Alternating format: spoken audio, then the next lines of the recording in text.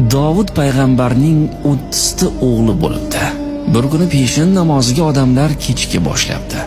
Davud payg'ambar orqasiga qarasa, o'ng tomonda 15 ta o'g'li, chap tomonida 15 ta o'g'li o'tiribdi ekan.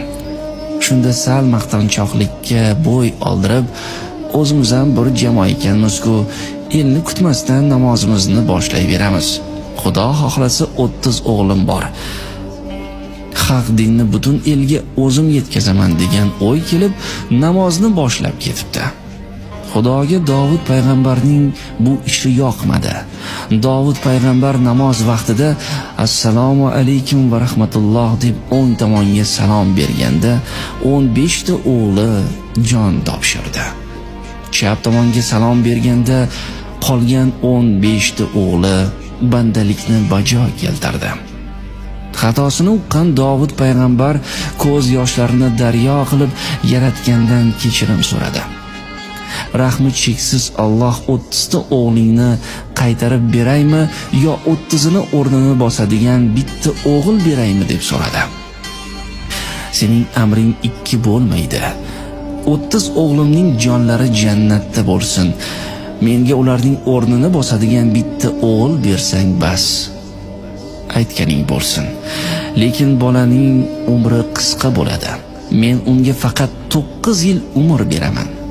Mayli. Shunisiga ham shukr deb Davud payg'ambar kelasi yil o'g'il ko'radi.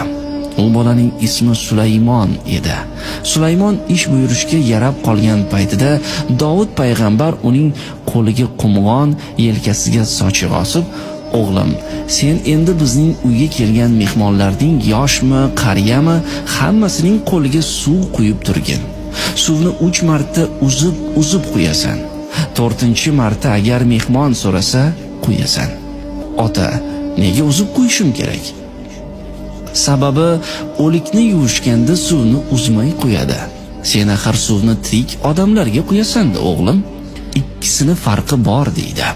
Davud payg'ambarga kelgan yosh qarining hammasi suv quyib turgan Sulaymonga "Yuzga kir, bolam, qo'ling dard ko'rmasin, katta olim bo'lgin, podsho bo'lgin, umring uzoq, rizqing butun bo'lsin" deb rahmatlar aytardi.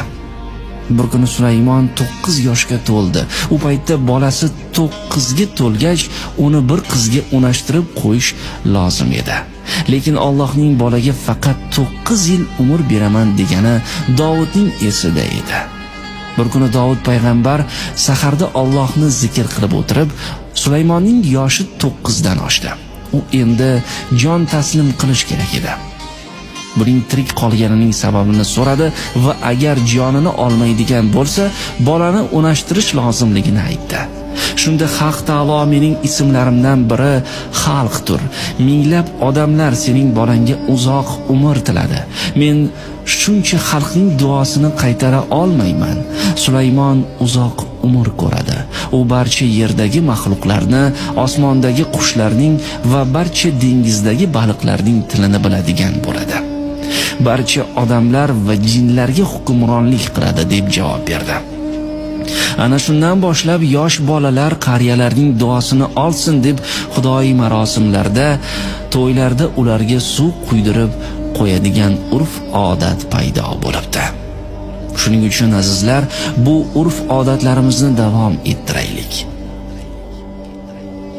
Kranda suv oqib turibdi, yuvishaveradi, obdastani nima keragi bor demaylik. Bu urf-odatlarimizning fayzi, barakasi boshqa.